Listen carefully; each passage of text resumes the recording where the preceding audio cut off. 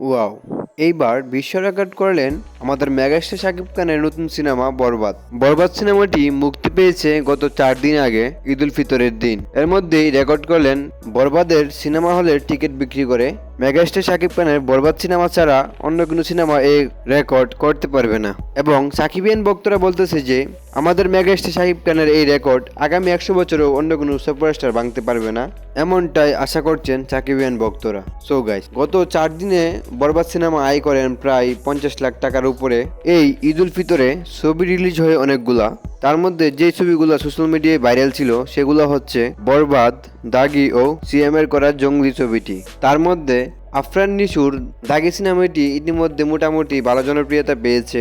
গত 4 দিনে প্রায় 30 লক্ষ টাকার মতো টিকিট বিক্রি করেন। অ্যান্ড আরফান মিশুর দাগি সিনেমাটি নিয়ে অনেক জল্পনা কল্পনা রয়ে যায়। আরফান মিশু চেয়েছিল শাকিব খানের সাথে টক্কর দেওয়ার জন্য, কিন্তু সে কোনো মুহূর্তে শাকিব খানের সাথে পারছেন না।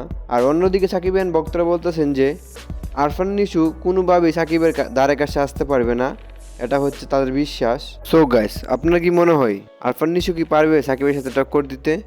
অ্যান্ড আপনি কার ফ্যান সেটা অবশ্যই কমেন্ট করে জানিয়ে দিবেন।